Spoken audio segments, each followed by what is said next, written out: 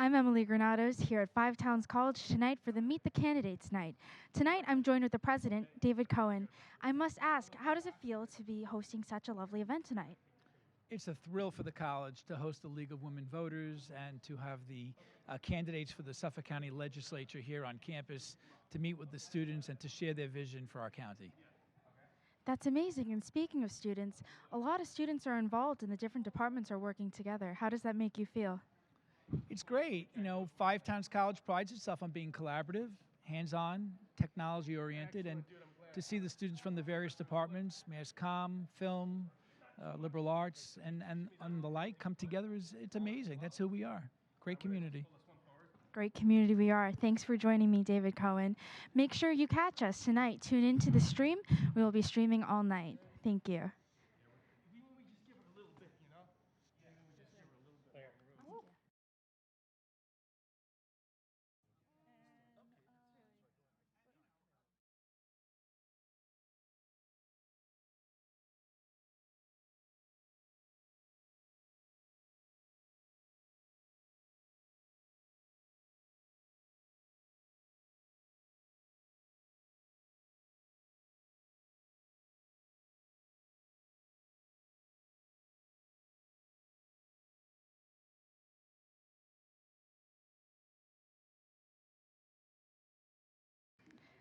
I'm Emily Granados here at Five Towns College for the Meet the Candidates night, hosted by the League of Women's Voters. I'm joined by Diane Slavin. How does it feel to be here tonight with the... Oh, we're so happy to be co-sponsoring this event with Five Towns College. You guys you really do a great job in making such a professional set for us, and it's really exciting. Now, Diane, what can we look forward to tonight? Okay, so tonight you'll get to meet the candidates who are running for Suffolk County legislative positions for the Assembly and for the Senate. And you will hear their views on a variety of issues, from the environment, from gun control, from health, a lot of different topics. And you'll get to see where they agree, where they disagree. Now, they're from various districts, so you would have to know which candidates are your candidates. But we plan to cover a number of topics, and they will discuss them. And they'll have an opportunity, couple of opportunities, to rebut each other. So you can see if one of them doesn't like what the other one said, they can make that correction. They'll do opening statements and closing statements as well. Well, that's very exciting to look forward to tonight. What are some other things that the League of Women Voters do? Okay, so our mission is to register voters and to educate them. So it's not enough just to know, oh, it's going to be election day soon, go vote. It's important for you to know what the issues are and to know who the candidates are. It's important to come to an event tonight, like tonight's, and put the names with the faces. So we do a lot of outreach to the community to get voters registered. We also have a very active youth committee. So we go into the high schools, we actually go into the middle schools, we go to the colleges. We've been here a couple times to do voter registration. And we really try to facilitate more civic responsibility and participation. Well, thank you so much, Diane, and make sure that you're a registered voter. I'm Emily Granados here at Five Towns College reporting, and make sure to catch the stream tonight.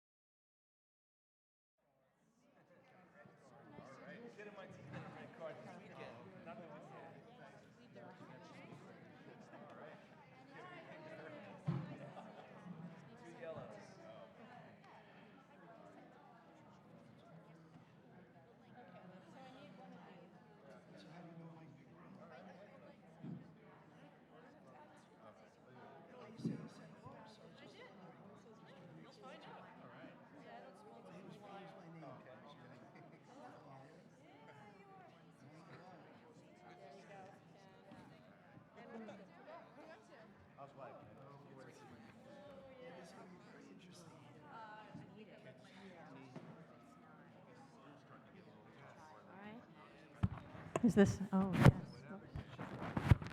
Okay, all of the candidates have arrived, so I'd like everyone to get seated and we can begin. I'll take the mic.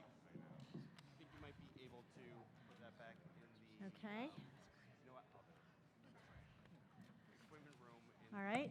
Hello, everyone. I'm Diane Slavin. I'm the second vice president of the League of Women Voters of Huntington, and I'm here to welcome you to our Meet the Candidates night.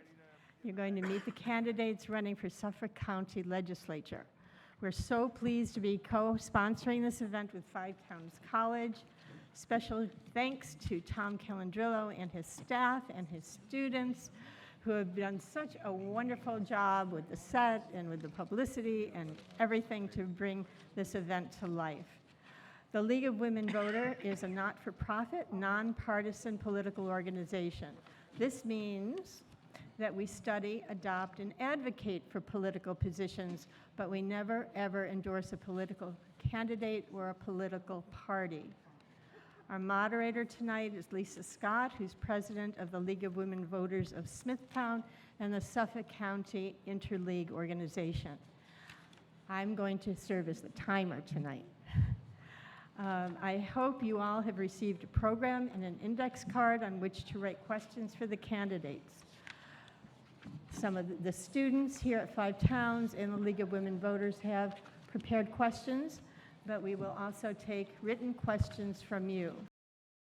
All questions must be phrased so that all candidates can answer it. When you've written a question on the card, raise your hand and one of the volunteers will collect it.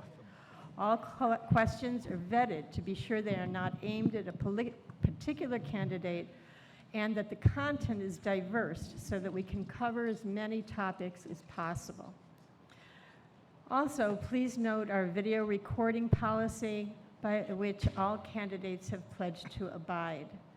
All recording must be pre-approved by the League of Women Voters and the videos must be shown in their entirety.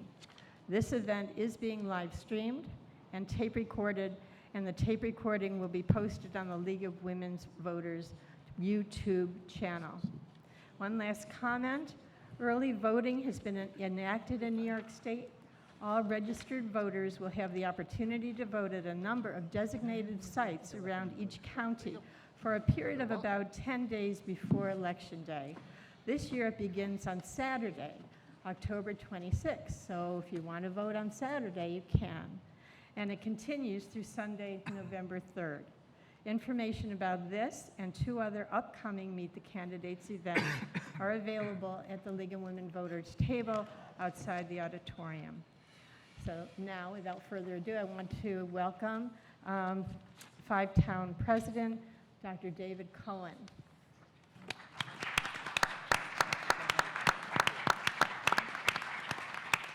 Thank you. On behalf of Five Towns College and the Mass Communication Division, it's my pleasure to welcome you to the Five Towns College Performing Arts Center for the League of Women Voters Meet the Candidates Night.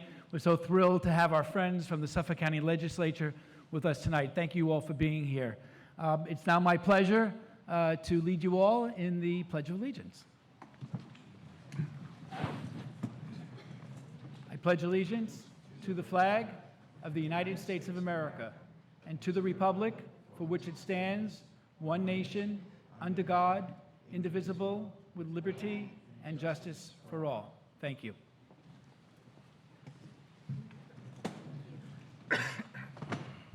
Good evening. My name is Lisa Scott. I will be the moderator tonight. I'd just like to go over a little bit of the procedures that all the candidates have agreed to. If I can find them. The candidates are allowed an opening statement. Right? Okay. And then each candidate will get the same question. We're going to go in order, and then we'll start rotating. And we will try to cover a wide variety of questions. I hope that if you have some in front of you, you can pass them in. We're trying to cover a lot of different issues. What we're not going to do is read every single question, because the concerns of one frequently are reflected in the concerns of a lot of the other people in attendance. So we will try to get some variety from all those questions. What I'd like to do is just clarify the timing. The opening statement will be 1 minute. This is your introduction to each candidate. The questions, I'll ask them. They will get 1 minute to respond to each question. They each have a red card. Somebody wave a red card, okay? Those are rebuttal cards. That means if the person waves the red card, I keep track, and they are allowed another 30 seconds during that, at the end of all 8 of them responding. They can continue by adding something. But it's only that one person for that red card, and you only get to use it twice. What I would also encourage the candidates is when they do their closing statements, which also is a minute, that's your opportunity not to rehash your intro, but really to make the points that you feel are very important. Because this is also being recorded, I want to remind the audience that when the candidates make their opening statements, if you wish, please applaud. After that, no applause. I stop if there's reaction time. Just hold it till the end. And the same in a sense for the candidates. We live in what I still feel is a very civil society, and a debate, a candidates meeting debate, is an important way for the people who are able to be in the room, and also the people who will eventually see it on YouTube, on the Five Towns website, and through other means in its entirety, to get a really good picture of your standing on issues and your hopes and plans if elected. If there is anything derogatory or aimed at a single candidate, I will stop it and I don't ask those questions because we don't have the time. This isn't a presidential primary debate. This is a debate for what influences you all the most, I think, which is what happens in your own community. Suffolk County has been terrific in a lot of things that have been going on, and these people want to represent those in their district in the county legislature. So without further ado, we'll start at this end. The candidates are seated in numerical order, lower number district first. So the first 2 candidates are in the 13th legislative district. Next to them, the 16th 2 candidates, then the 17th, then the 18th. So I will try to keep tabs here of who's going first and rotate it. So Ms. Singer, will you introduce yourself? 1 minute. And please make sure, please make sure that you all are using the mics pretty close to make sure it's picked up. Hi, I'm Jan Singer. Thank you to my family, to my friends, and to the League for giving me this opportunity. While this would be my first elected position, I feel I bring experience and qualifications. I was president of my conduct community for 5 years, managing a budget of almost $1 million, addressing everything from road clearance to negotiating contracts and getting bids for reconstruction of a sewage pump station. I served on the board of many community organizations. I was even a Girl Scout leader when my children were younger. I ran my own law practice for over 30 years, often negotiating between husbands and wives at the worst part of their lives. If I could negotiate between them, I feel I can bring those skills to the county legislature. If elected, I will balance the need to keep taxes low while providing quality services to make Suffolk County an affordable place to live, both successful for living, working, and raising our families. I will work with the entire county government to protect us all. We cannot reduce crucial services or neglect our infrastructure. It took us generations to build these communities, and we cannot allow them to fail. I have seen my life as one of service, and I hope to continue to do that with your help on Election Day. Thank you. Okay, Rob Trotta. My name is Rob Trotta. I'm currently the legislator in the 13th Legislative District. I grew up there. I grew up in Comac.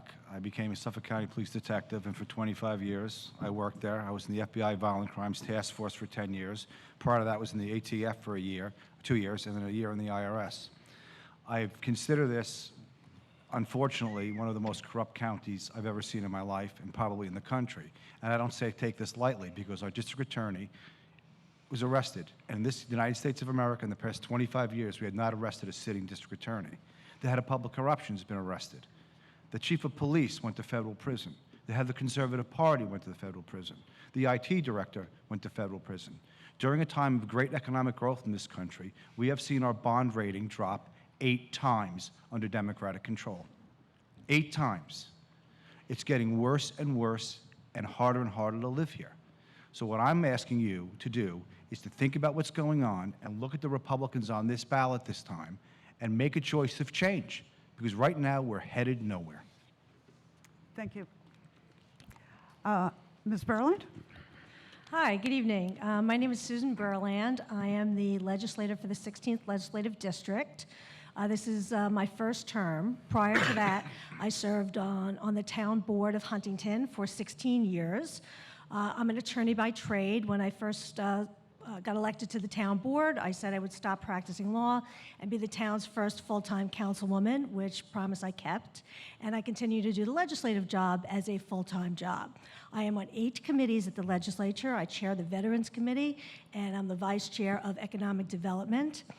And I want you to really listen to what the people up here are saying. Do your research at home. Look us up.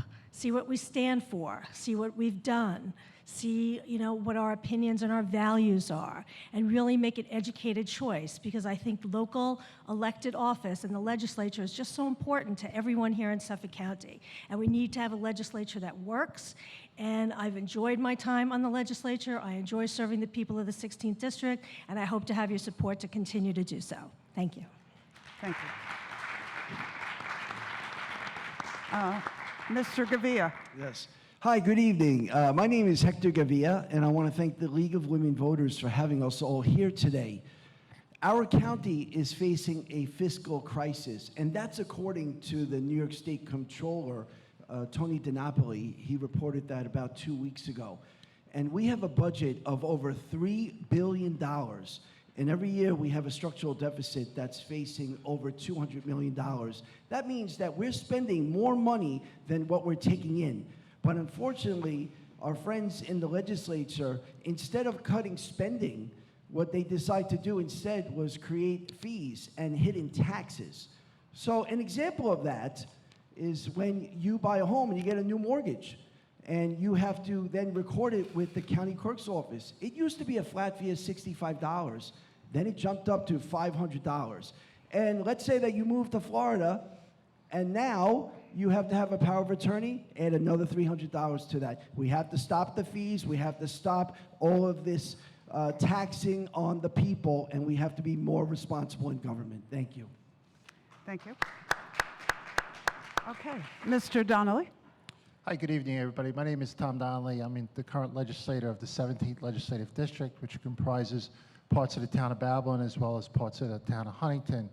Prior to that, I served as a councilman on a town board in the town of Babylon. I was also a member of the planning board in the town of Babylon. I have a 35-year public safety career, 35 years in the Deer Park Fire Department, holding the rank of captain, and I retired in 2017 as a lieutenant with the New York City Fire Department, decorated over 17 times for bravery. I enjoy serving the residents of the 17th Legislative District, and I look forward to serving you in my next term. Thank you. Thank you. Mr. McDermott? Yes, hello, everybody, and I do want to thank the League of Women Voters, as usual, and Five Downs College for hosting this debate. My name is Michael McDermott. I am running for the first time for legislature. However, I have run for Congress, and most recently in 2014, I ran for governor of New York State. And when I was shooting for the stars, I didn't even hit the moon. And the truth is, I think that I can be more effective for the Suffolk County legislature. As Ms. Berland said, the legislature, we need a legislature that works. I agree with that. What I don't agree with is that this legislature is just not working. Our fees are going up, our deficits are going up. We have junk bond status in the Moody ratings. We're just not doing the job. And all the nice things that they say and all the nice things you can read about them, I think is wonderful. But come on, we have to do something different. I'm the chair of the Libertarian Party of Suffolk. We have automatic ballot access this year, which means we have 62 candidates on the ballot, and I'd like to urge everybody to vote for them.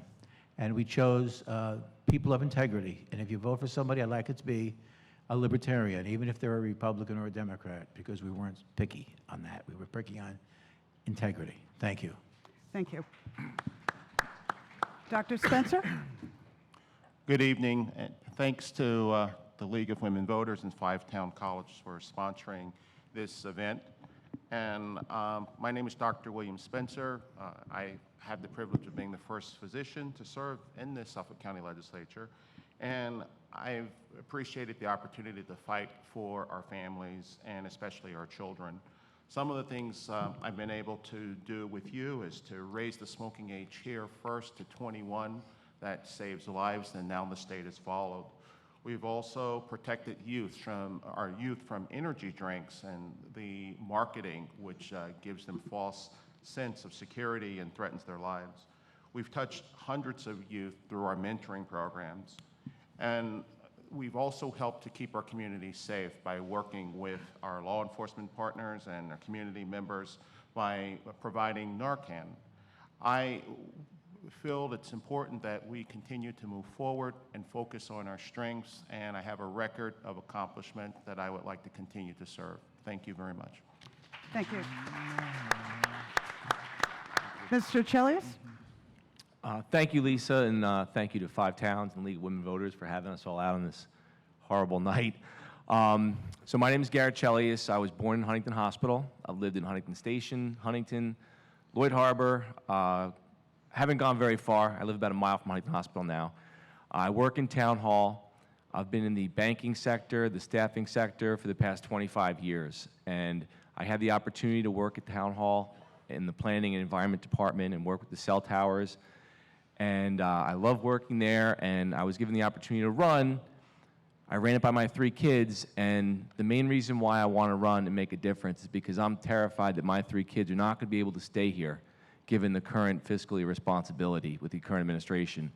I want to step in. I want to do whatever I can. I want to reach across the aisle. I want to work with everybody I can to make this a place where we can all live so we can enjoy the benefits for our children that we all grew up with. Thank you. Thank you. Okay, just to keep it interesting, I'm going to kind of mess up the order here, so you have to pay attention. In each district, I am now going to start with the person who went second. This is a test. So Rob, you'll get the question, then Jan, Mr. Gavia, you, then Ms. Berland, and so forth, okay? So this next question, because I've found frequently, the League does, people don't understand what different levels of government do. You know, I did a county executive race, and nobody really knew what the job of county executive was. So we talked about that before and during. You all want to be Suffolk County legislators, either continue a position you have or take on that role.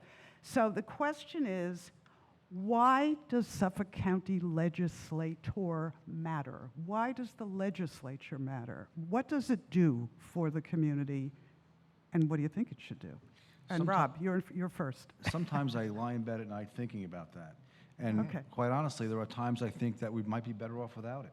I mean, Connecticut doesn't even have counties. It's just an additional layer of government that we have. I mean, the number one concern is the public safety, it's the police department. We run the roads, the parks, and things like that. Nothing that can't be dispersed amongst the towns. But, you know, long before me, I guess maybe people smarter than me thought that it was a good idea to have county government. You know, back in the old days, it was primarily about the police department, because if what happened in one town, in Smithtown, might not know what happened in Huntington, so it was about putting the department together. And now we have the Suffolk County Police Department. Now, with the advent of technology, the possibility exists that you might not even need that. So generally, it can be done with towns. In a lot of states, it is done with towns. So that's an excellent question. Maybe we should think about abolishing it one day. Ms. Singer? Yes. I think there is a need for the county government. We provide many services where it would not be practical to have individual towns providing it. Take, for example, sewage treatment plants. We certainly don't want to have that many sewage treatment plants as we have town government. One of the ways to manage that is through the county. Same thing for so many of our water issues. Again, we need the county for that. I want to suggest that we have things like veterans committees and committees for services for the elderly. Again, not practical to do, breaking it up into town government. I think that county parkland is essential for protecting our water, as well as providing recreational space for residents throughout the county, and it's not dependent upon where you live or individual towns to whom you pay taxes. So I think there's an essential need for the county government, and I think I can add much to that. Thank you. Mr. Gavia? Okay, because we have a financial crisis where currently we are in debt for more than $2 billion, we need to talk seriously about making cuts to government. So I agree with Robert Trotta. Before 1970, for over 200 years, they had what was known as the Board of Supervisors, where instead of having legislators, they have the supervisors from the 10 towns meet regularly and discuss the business of the county. And they would perform the same functions that the legislators would do, but we would have a savings of $10 million just by abolishing the legislative body that we have in the county now. We have way too much government, and there's way too much redundancy of services. I don't care what political party you're in. When you call me to sell your home, the #1 reason is that you can no longer afford to live here. And we are tired of the fees. We're tired of the taxes. How many more red light cameras? How high do you have to make these fees before people say to you, enough is enough? Our goal is to make government smaller and to make it more affordable for everybody to live here. Thank you. Thank you. Ms. Berlin? As someone who served in town government for 16 years and now is on the legislature, I think the Suffolk County legislature is incredibly important.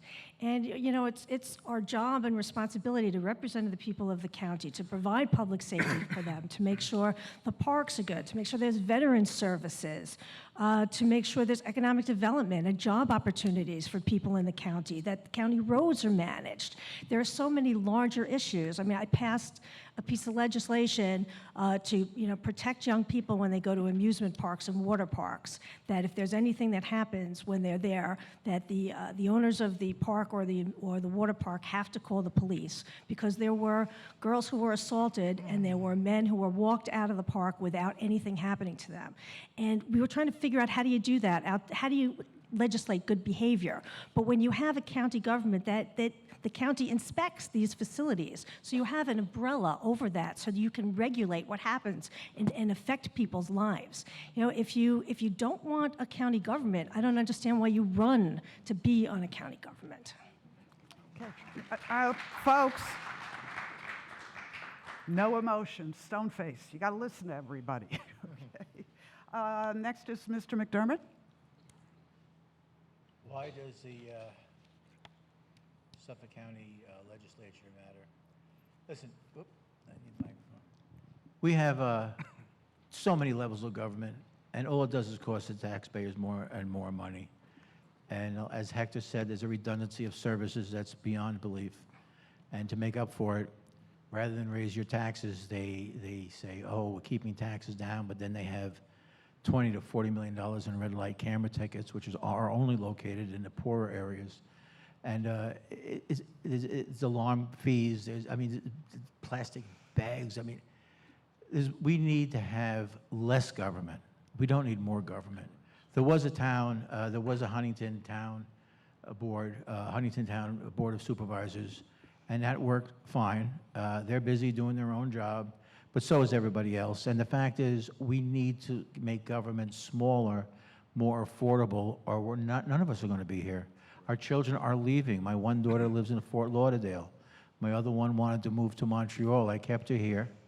I had to buy her house to keep her here. We have to make government smaller. There's just no question about it. Thank you. Mr. Donnelly. Thank you. So on the premise, I agree with some of Rob's thoughts, but to know where you're going, you have to know where you've come from. So the legislature was formed by county charter after a referendum in this county where it passed by all the voters because there was a concern at that time, and just follow along because I'm a bit of a history buff, there was a concern that the Board of Supervisors could not manage county services. So the legislature was formed with the essence of one resident, one vote. And we do perform a vital role. We perform a very vital role of oversight over the executive branch of government, as well as oversight over the different departments. Legislator Trotta referenced the police department. We have oversight over the police department. I chair the Public Safety Committee. Legislators Berlin and Trotta serve on that committee as well. And we question their daily operation, as we should. That is the legislative branch's role in government at the town level, at the county level, at the state level, and at the federal government level. Thank you. Thank you. Mr. Chilius? I think that the role of county government is to basically be an extension of our constituents. The county, the state, people aren't going to know what the folks in our districts are thinking if we don't hear from them. And we need to let them be the voice, and we have to remember that we work for you. Politicians, sometimes they take their constituents for granted. We have to listen to your ideas. We have to share your ideas and then champion them when we can. And then the most important thing that we do in the legislature is we have to spend your money, your tax dollars. So I would make sure that every dime that we collect from you earns its way onto every line item, into every budget that we pass in the legislature. That's what I think is the most important part of what we do. Thank you. Thank you. And Dr. Spencer? Thank you. I think county government plays a crucial role, and I think that we need to make government not necessarily smaller but efficient. Having a county government allows us to do the things that towns couldn't do. In addition to public safety, for instance, a health department. When we look at Suffolk County, it's bigger than 10 states. So there are states that do have towns, but there are smaller populations. But the larger states where you have the high population density, to be able to maintain an office of medical examiner, to be able to have services that towns would have to have a lot of redundancy, and by having a county government, we in effect do save money. So I think the county government is essential. Okay, thank you. The next set of questions are going to reflect what we're getting from the audience too, which relates to the high cost of living in Suffolk and the question of affordable housing. Absent eliminating county government, which you've all given your opinions on, so we won't go in that 1 minute for a discussion of that. But, and I'm going to ask Dr. Spencer to start, and we're going to come back from the 18th to the 17th, 16th, 13th. The question is really, what can the county do to make young people find workforce/affordable housing? Well, we need to take advantage of technology, and we also need to take advantage of our strengths. One of the difficult things that we have here in Suffolk County is that we're a summertime economy. Our beautiful bays, our boats, our beaches, our lighthouses, people are attracted. But during the winter months, we see that a lot of families go to other places. So one of the things we could do to improve our economy is we need to develop a wintertime focus, for instance, having a convention center or having a sports team or something that could attract families.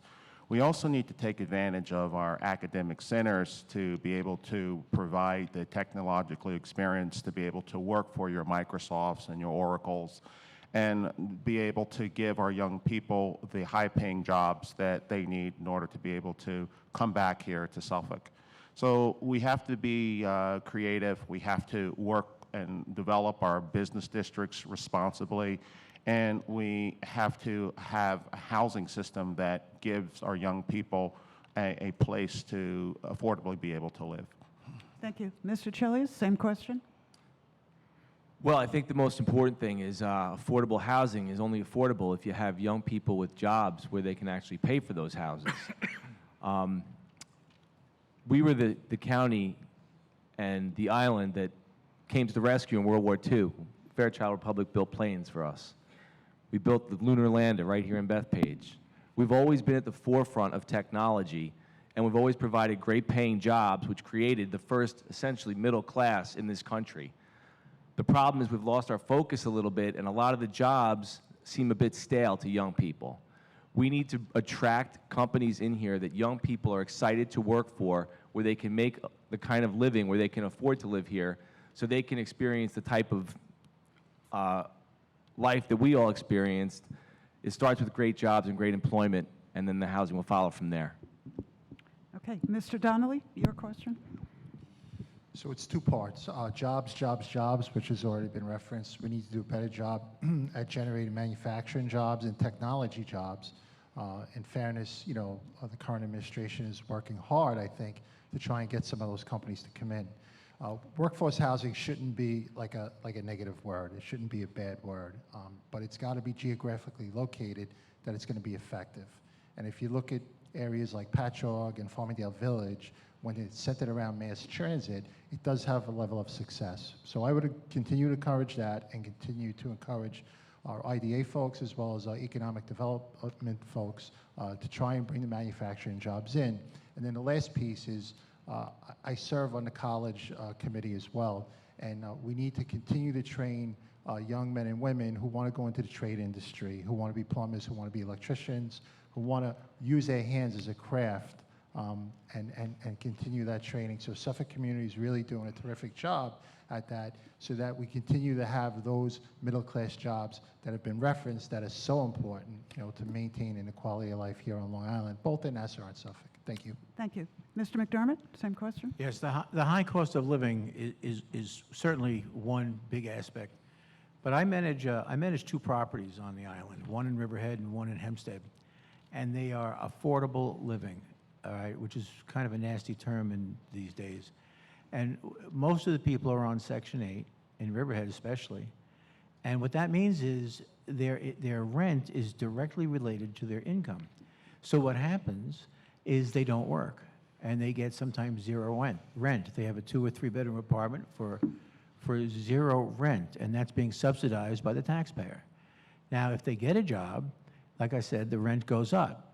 But what they end up doing, many of them, just to live, is to get a job off the books or deal in other things like drugs. So it's a constant wear and tear on the police and everything else. And the system is just broken. It's just broken. And I'm not saying pull everything away immediately, because these people won't live and they'll be homeless. So we have a real problem because nothing is being done. And that's what we need to do, is get some real serious things done. Thank you. Thank you. Ms. Berland? Yes, I think it's incredibly important that we provide workforce housing so that we can keep our young people here. One of the key questions is, how long are these units going to be affordable? And I believe they should be affordable in perpetuity. When I was on the town board, we passed a 20% set-aside law, and those houses have to remain affordable in perpetuity, and they didn't have such a requirement in the county.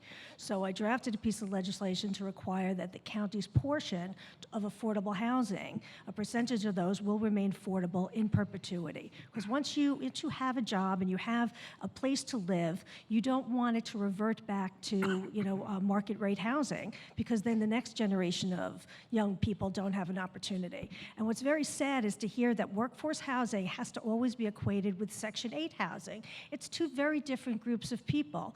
We need to, provide Section 8 housing for people who need that, but we also have to provide workforce housing. And it's not a bad word. It's not a bad thing. And we need to take care of people and give them jobs and places to live. Thank you. Mr. Trotta? Oh, I'm sorry, Ms. Singer. Okay. Oh, yeah, sorry. You got to keep track of me as well. Yes, my apologies. Don't start my timing while this goes on. Yeah. What young people need are high-paying jobs.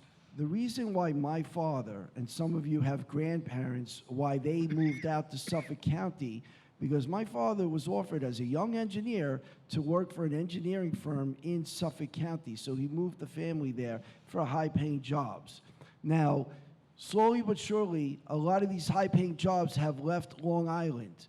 At one point, we had more than 35 of the top 500 Fortune 500 companies headquartered here on Long Island, all providing high-paying jobs.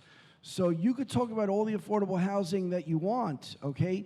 However, you're going to keep people poor in perpetuity if we don't bring back businesses, because only business, only private industry can provide good paying jobs. And unfortunately, we have a climate, a culture here that is against business and against giving young people good jobs. Today, the highest paying employers are the government and healthcare. We need to change, and we need to bring back businesses here and let them know that Suffolk County is a place that can provide good jobs for the young people. Thank you. And now, Ms. Singer. There are a lot of answers to this question. First, I'm very much supportive of the idea of workforce housing. It is linked totally to the availability of transportation. So we need to be improving our transportation services. We need, obviously, to be providing good jobs. I really think we need to do that through significant training. I want to agree with the two legislators who have spoken before me, Legislator Donnelly and Legislator Berlin. I think we need to keep this housing in affordable in perpetuity. I also think we need to be linking with Suffolk County Community College in order to provide training. We need to make sure our IDA tax breaks go only to companies that actually continue to provide the jobs. Often they provide them in the beginning, and then after a little bit of time it peters out, and that is unacceptable. We need good jobs. We need union jobs. Thank you. Thank you. And Mr. Trotta. Unfortunately, could you pick up the mic? Just, I want to make sure everyone hears. Unfortunately, there's really no such thing anymore as affordable housing, because even a controlled apartment is $2,000 for a one-bedroom or two-bedroom, or probably $3,000. And why would a company come to Long Island when a house is $500,000 and the taxes are $12,000 a year? And the world's changed. You don't need to be here. You could be in North Carolina, where the house is $300,000, nicer, and it's $1,200 in taxes. That's why companies are leaving here, because it affects their people and their profitability. And until we realize that and stop raising our taxes and fees and making it unattractive for people to live here, it will never change. It will actually get worse. And if it wasn't for New York City, and if you notice all the areas that people talk about the train stations, people commuting to the city, if it wasn't for New York City, this place would be a ghost town. I represent some of the wealthiest areas on Long Island, and you drive in those neighborhoods, and the houses are for sale. Okay. The next question, it comes from some of your answers to this one. And I'm going to ask Mr. Chelios to start, so we'll stay with the 18th, but do the person on the right first, okay, in each one of them. And this question comes in advance. It's describe your plan to balance open spaces with economic development and the increase in traffic that it would cause. So it really is relating to what people are talking about here. We need economic development, but in fact, when you're out in the community, people talk about not wanting their areas to change. They like the tree-lined street suburbia, you know, the post-World War II dream as everything developed. So talk about how you would envision a balance for Suffolk County if elected. Well, it's a very delicate balancing act, because, I mean, just tonight, we're missing out the C6 zoning town board meeting in Huntington, and that's really a question that hits right at the heart of what we're discussing here: open spaces versus the white picket fence, the environmental factor. Lawns are now no longer in vogue. People prefer the xeriscaping with more natural grasses and so forth. The county needs to be a little more proactive in terms of securing our wetlands and developing it. I think there's a lot of blighted properties. There's a lot of elephant stores, closed down businesses that we could develop and then hopefully use that for some workforce housing or maybe more affordable housing. I know there's been a lot of work on the clean water. Doc's done a great job with that. That's terrific. In terms of open spaces, the waterfront development's been successful almost everywhere that's been tried. I think that's a very important thing that we need to work on. But balancing what people want, the white picket fence and the 1 acre housing versus what's sustainable and what's affordable, is a very difficult challenge. And you need to bring smart people together who can work together and come up with some solutions. Thank you. Dr. Spencer? And I thank Garrett for his insight working on the planning board, and I think he is correct in that regard. We do have within the county farmland preservation, open space, that I think those programs are robust and help us preserve our open areas. But as we look towards the future, we are an island, and as our children come back, as our population increases, we have to become smarter in terms of how we manage our congestion. First and foremost, the most important thing is to have community buy-in. I think when you engage the people get it right. I think that we have to be able to look at technology and building our transportation infrastructure. And I like the ideas of building around our downtown areas where we have our gyms and our health clubs, but people being able to walk to the train station and not have to maintain a car, having bicycle paths, and being able to build in such a way where we build efficient green units, but at the same time maintain from on the outside our open spaces. Okay, thank you. Mr. McDermott? Yes, I'd have to agree with Doc Spencer on just about everything he said, as well as Garrett. So I want to just skip over to a project that's going on that I think very few people know about. Yeah, everybody knows where the Newsday plant was, right? The Newsday has vacated. And they're planning on, I don't know if you all know this, but they're planning on building that facility where it's going to be they're going to have loading docks that'll have 108 trucks coming in and going out per hour, and an 800 person garage for employees. Now, while it all sounds good, there's no way for that number of trucks and that number of employees to leave or get there. So we've been fighting to put a light on Pine Lawn Road where they can actually exit, make a left, and get to the expressway. Otherwise, they have to go down in residential areas. So there's a balance there that we were able to force Harts Mountain to do a traffic study, which they weren't required to do, so that we could find out what is the best way of handling a situation like that. Okay, thank you. Mr. Donnelly? Just ditto basically to most of the comments. It's a balance, I think, relative to maintaining the suburban quality of life and then trying to provide the younger generation, the millennials, with affordable housing. And it's really up to the millennials, I think, that they need to engage as well. They need to engage the local governments, particularly at the town level, because the town has control of most of the zoning laws. The county doesn't, on what can be zoned to be more dense and what can be zoned to still maintain the suburban quality of life. Just in regards to the Newsday project that my opponent referenced, at the moment, I'm not really too happy with the new developer.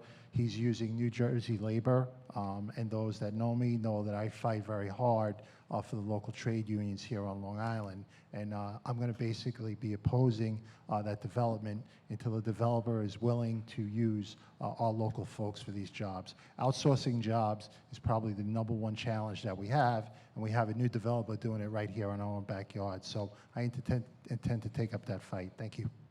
Thank you. Mr. Gavia? Yes, this is a very common issue that I am literally seeing almost every day. And there are two groups of people that I know that are actually right now at the town of Huntington fighting to prevent a changing of zoning. The problem that we have here is that you'll have a farm owner that owns a farm or some piece of land, and then naturally they want to do something with it. So then they have to apply for change of zoning from what may be residential to commercial or something else. And part of the big issue is lack of communication. That's the common theme that I see with residents in different areas that have approached me, actually. So we need to do a better job also of having communication between these landowners and the residents as well, because in some cases, they'll find out that there was a zoning board meeting that just happened last week, and it's been approved, and now the town is going to vote on it. So we have to have some way of allowing the residents that live within a certain radius to have some input in what's being done in the land adjacent to them. Thank you. Thank you. Ms. Berlin? Well, there's a big difference between the county and the town. if you want to be in town government, the town is the one responsible for the zoning and planning issues and, the rezoning. And as a councilwoman for 16 years, the most important thing I found was combining, the developer with the community, and not wanting to, go forward with any kind of development unless and until you met with the community, you met with the civic association, you showed them the plans, you asked them their input, and they participated in the project from the beginning. Those are the kind of projects that are successful. When a developer comes in and doesn't communicate with the community, that's when you have a problem. And when a developer tries to put more than they should on their parcel, that's when you have a problem. And when they put it in areas that it really shouldn't be, that's where there's a problem. So we need to work together. But the county, in terms of preserving farmland, there's farmland, a lot of it is out east. So when we out here, in the western part of Suffolk, actually find a piece that we think is good, we want to develop, we want that not to be developed, and we want to be able to preserve that, to preserve our aquifer and our waters, so that for generations to come, we have water to drink. Thank you. Mr. Trotta? Yeah, I mean, I'm very fortunate. My legislative district has a lot of open space, and that's because we've spent $1 billion over the past 25 years with a quarter-cent sales tax, mostly out east. I mean, all of us here have one thing in common. We will fight for every acre we can preserve in western Suffolk. And, it's unfortunate that people talk about bike sharing and things like that. And the reality is, we live in suburbia. I mean, I don't know who's going to take a bus. You're going to walk through a neighborhood to get to a road to take a bus somewhere? I mean, they talk about this rapid bus transit up Nichols Road so they can connect Stony Brook University with the Ronkonkoma train station. Anybody tell them that there is actually a train station in Stony Brook? And that when we recently cut one of our bus routes, it was actually the bus route between Stony Brook and Ronkonkoma because of lack of ridership. The planning, it's a lot of talk, but not a lot of action. Thank you. Ms. Singer? I actually agree with Mr. Trotta on one or two things. I do believe it is essential that the not in my backyard philosophy that governs so much of any kind of planning and utilization of land for anything other than open space is overwhelming. We need to engage the civic associations when it comes to any kind of construction, whether we're talking about something that's along the railroad tracks in Huntington Station, or whether we're talking about the installation of industrial areas along Town Line Road between the town of Smithtown and Huntington Township. The civic associations have a tremendous role, and that means you have a tremendous role in making those determinations. And we have to trust in you that you care enough about the open space issue to protect our water, as well as the development of industry and housing, so that we can move forward and continue to have Long Island grow. Okay, thank you. The next question, we're actually going to start with Ms. Berland, and we will go east. Okay, and then we'll circle back here on the west side. This is a test. This question came in advance. The lack of proper sewage disposal has been contaminating our sole source aquifer. Specifically, what laws would you promote to deal with the nitrate problems and pesticide toxins that have been degrading our drinking water on a Suffolk County level now? Yeah, I think it's one of the most important issues that faces us now is a quality of water and the future, that our children are not going to have good quality water unless we take care of it. So at the county level, we had resolutions that I voted for that allowed residents to pass referendums to see whether they wanted the sewer upgrades in their communities. And it gave them the opportunity to decide if they wanted to pay that extra money to be part of a sewer district to make that happen. So we sponsored those went into referendum, and I support them wholeheartedly. Also, there is money for people that have that can't connect to sewers and have their own septic system. And there's a $10 million pot of money that can go to residents who want to upgrade and have the state-of-the-art facilities at their homes. So I support that wholeheartedly. I think that people need to apply for this money and get this money, because if you can't connect to a larger sewer, you can at least have the state-of-the-art infrastructure on your own property, that your septic system will be the best it can be. And we have to make sure that we're not doing any outflows into the waters, and we Thank need you. enforcement for that. Thank you very much. Mr. Gavia? Okay, drinking water is definitely something that we all should take very seriously. And I am very concerned about the overdevelopment that's going on in both Nassau County and Suffolk County. And I think it's going on way too fast, and it's a little bit out of control, and we need to monitor that. Because if you know a little bit about history with Manhattan and New York City, they were forced to build a pipeline to upstate New York because they polluted their natural aquifers simply because of overpopulation and overdevelopment. So we have to make sure that we don't follow that path. And we may have to do a study to see if perhaps we should, in the near future, thinking about building a similar pipeline to upstate New York. I'm not too convinced that an expensive septic system is going to be quite the solution for everybody. It may help in certain areas, but to force people to spend more money than what's absolutely needed on an unproven technology may not make sense. All right, thank you. Thank you. Mr. Donnelly?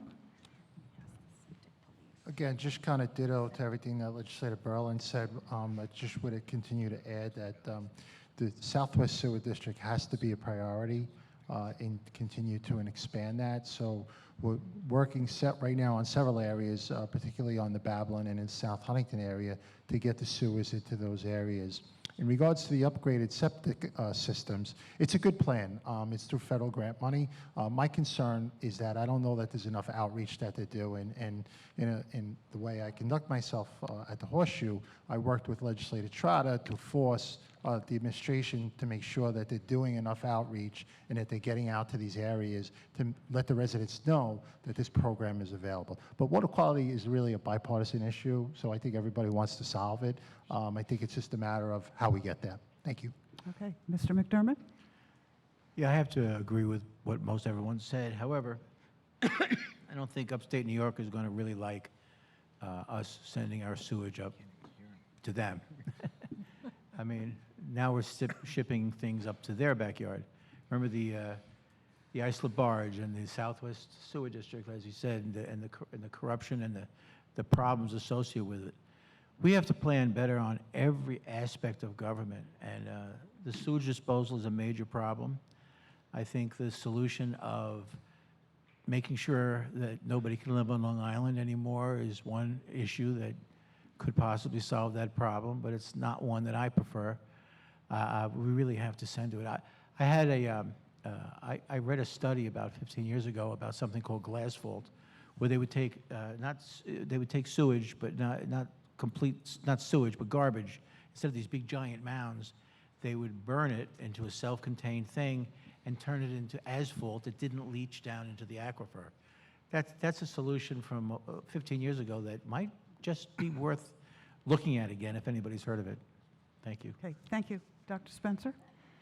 There are more than 380,000 homes that are not sewered in Suffolk County, and that's unacceptable. More homes than the entire state of New Jersey.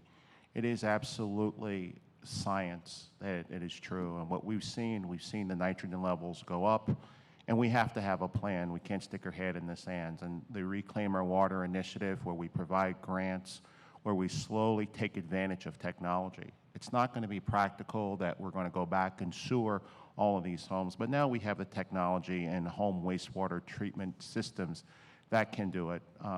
So I think the technology is proven. We have to start with the plan that we take the most vulnerable areas and we work our way in. And we're starting to do that. Before I leave office, what I'd like to do is to get sewer infrastructure extended from Huntington Station down to the mall.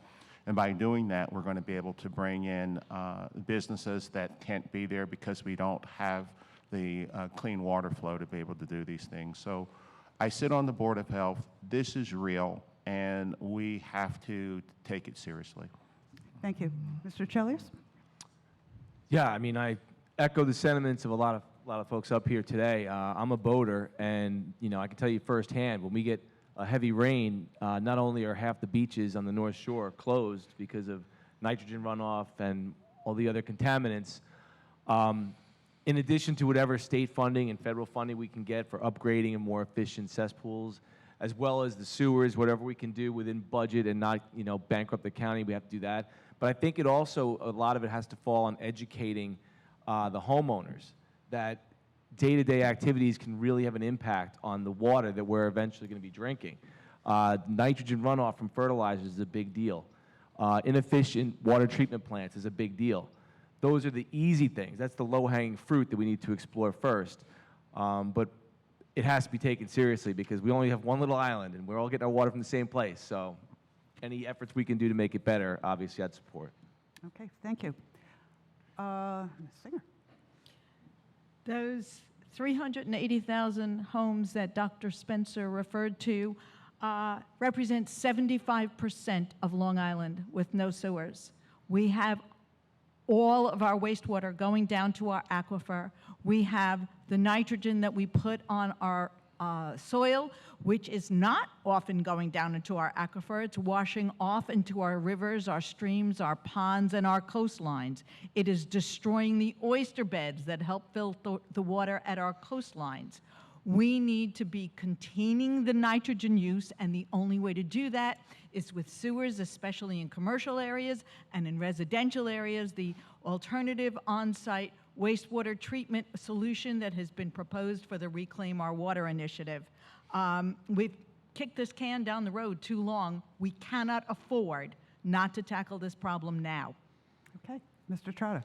I think we're all in agreement on that. I mean, in my district, my biggest concern actually is the uncapped landfills. I mean, we've recently discovered there's 2 or 3, 26-acre, 20-acre pots that have been dug down to the groundwater in the 70s and 80s, filled with garbage, and never capped.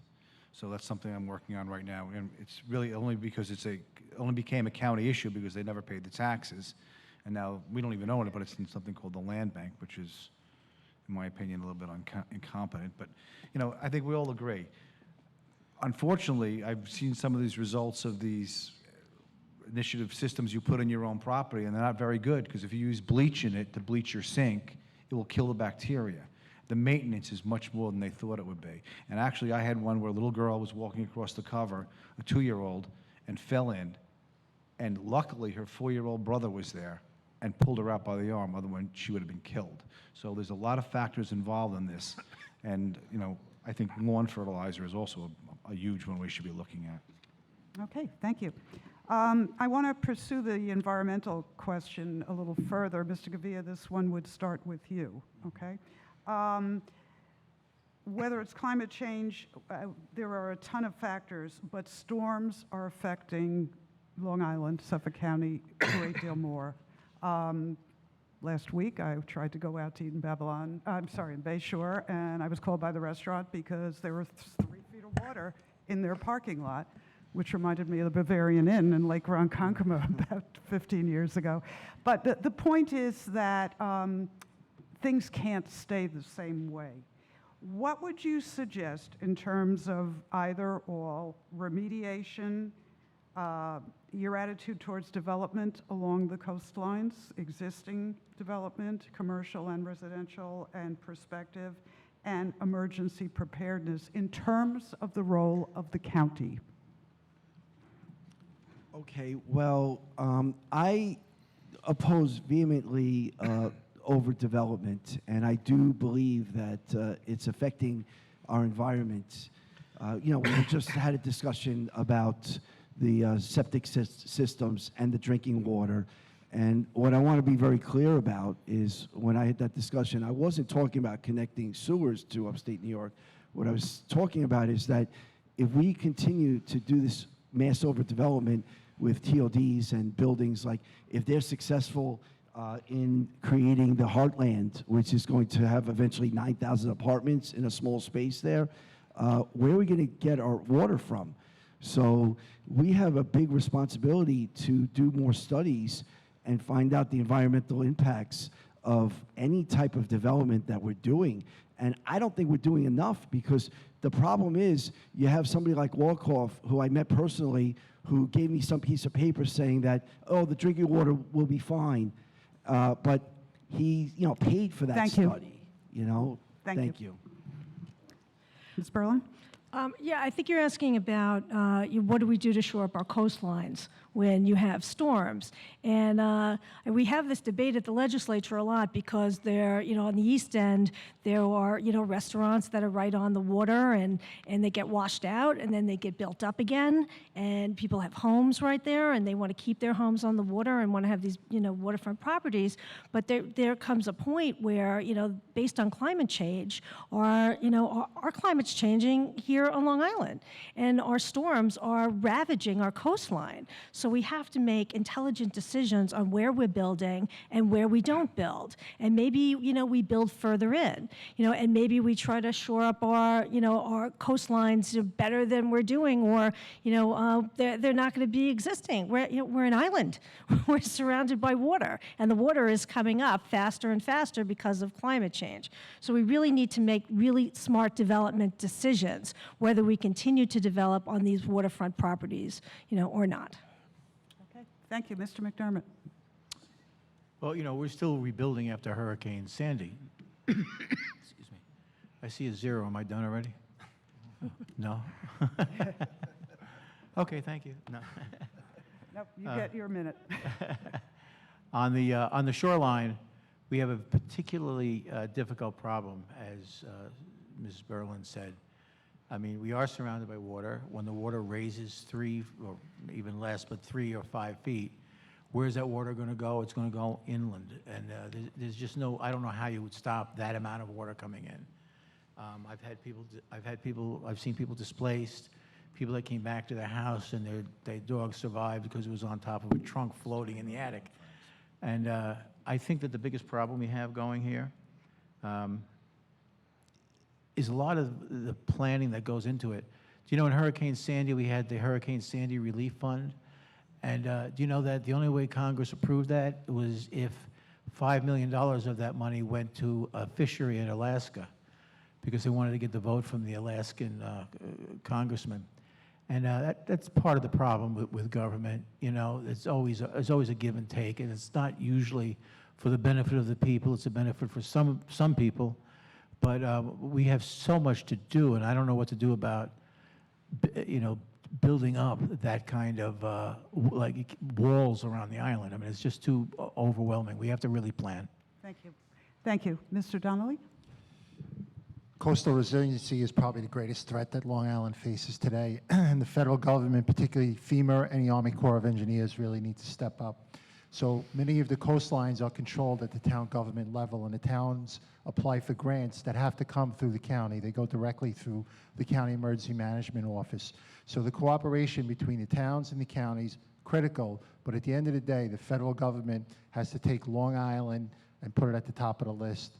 We already have a breach at Fire Island. We have a whole host of issues. When I was on the town board in Babylon related to erosion, it was already up to Ocean Parkway. So this is a national issue. It's not a county issue. The county doesn't have the infrastructure or the funds to deal with it. The federal government must step up to the plate, and we got to hold our federal officials, our congressional delegation here on Long Island, accountable to make sure that Long Island is protected on both the North Shore and the South Shore. Thank you.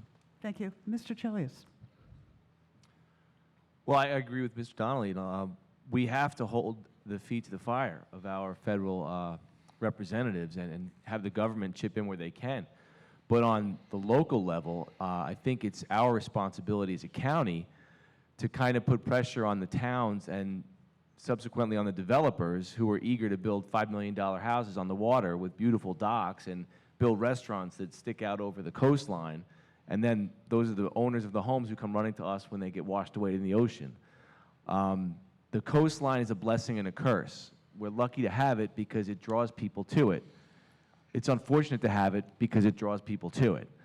I think the towns need to step up locally, and the legislator could probably put a little bit more pressure on the towns to be a little more responsible with their waterfront development. Okay. Dr. Spencer? I agree. I think that the problem is some of it's man-made and some of it is due to changes we're seeing in our environment.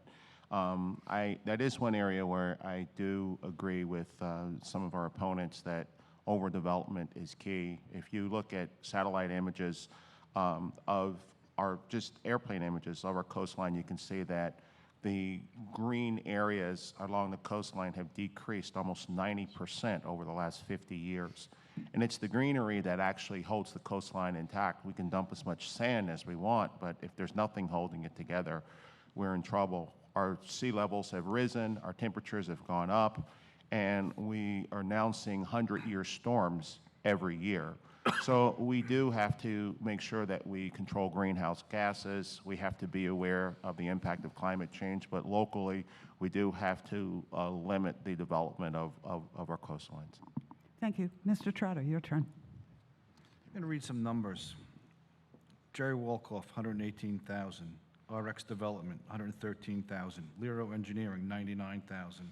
Casigna Aurelia, 75,000. H2M Architects, 55,000. Albanese, 32,000. County Unions, 130,000. That's the money in campaign contributions our county executive took in the past few years.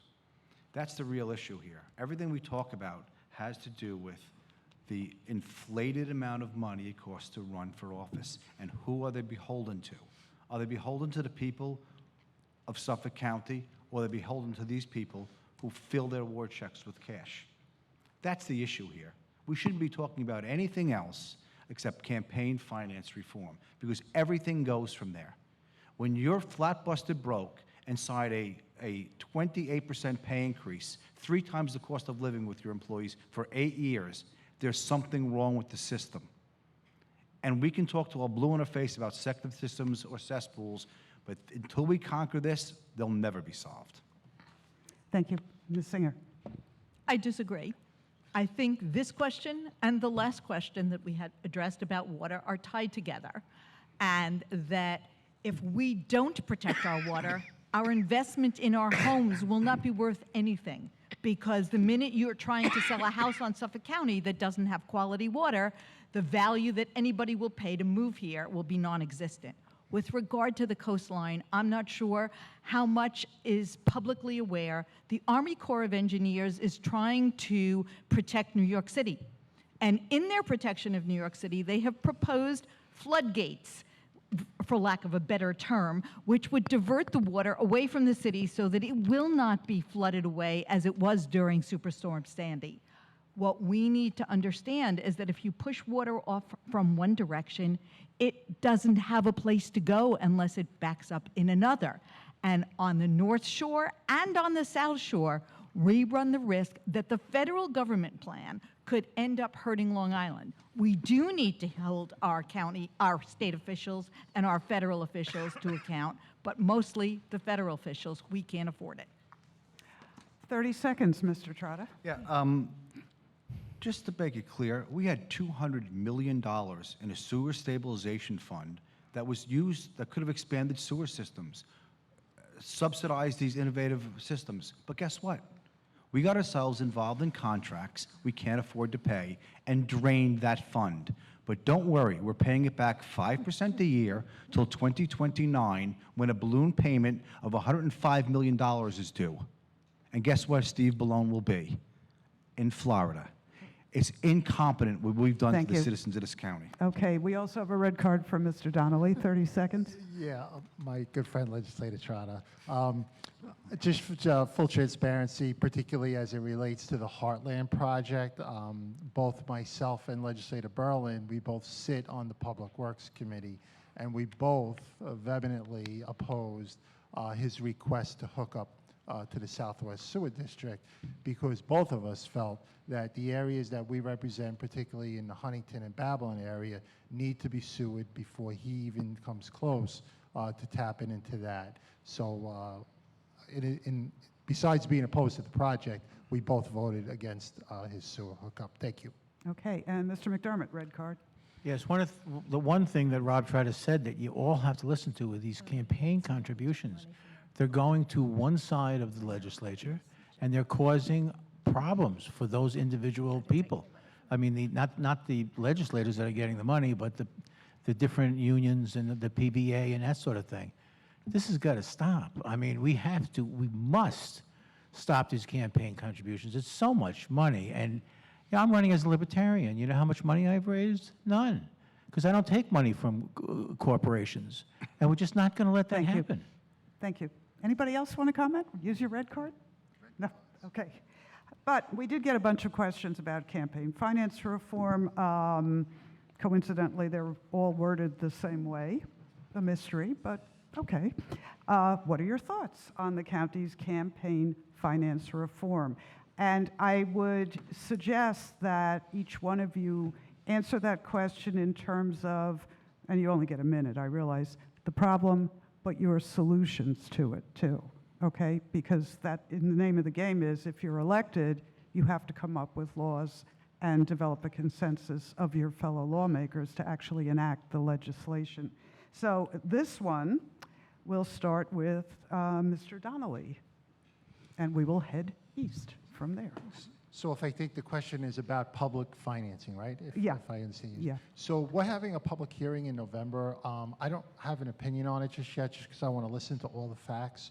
So I don't want to say that I'm for it or against it until I hear all the testimony at the public hearing. Clearly, you know, some of the special interests that has been referenced about the developers and/or trade unions and/or municipal unions, that's just the law. That's the way that we operate right now across the board. So, you know, there's limitations on contributions, but all of us comply with the regulations as they're set forth. So the public financing component may change that a little bit, but I think we have to listen to the testimony first. Thank you. Okay, Mr. McDermott. Well, while you're waiting for the testimony, how about answering the question about how many campaign contributions did everybody here receive from these special interest groups? You know, I'm not asking you. That's a rhetorical question. I don't expect you to answer it, but you can look it up. You can look up everybody on here and where they've gotten their money from. And then you look at the votes. The red light camera program, huge contributions, and they just voted to extend it for another 5 years with the belief, I think Doc Spencer said, that he believes that they're going to fix the problem. It's a flawed system. There's traps set up with yellow lights being shortened, and if you want to test that, just go to a red light camera and count number of seconds before it turns from red from green to red, and you'll see the yellow lights are shorter at those intersections, and they're only in the poorer areas. So why are they voting like that? I mean, it's public safety. 35 years in public safety, and we have red light cameras where accidents are completely out of control with the number of accidents. So anyway, I'd like you to look up those. Thank you. Those campaign finance. Dr. Spencer? I think that the money in campaigns really takes away the voice of the people, because the ability to communicate is typically those that have the money, and they're able to do the mailings and the media.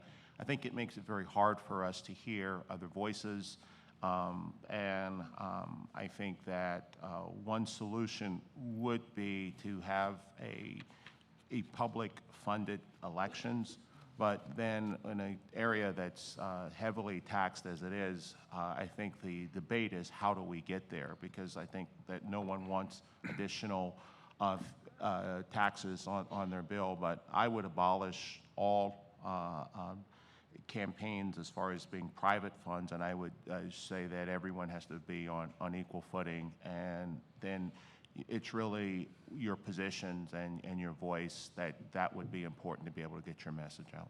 Thank you. Mr. Chelios. I think Doc just answered the question for me. I think that it becomes impossibly difficult for somebody with a new voice, a new opinion, to enter the debate. I don't think the framers intended it to be a union shop, politics and government.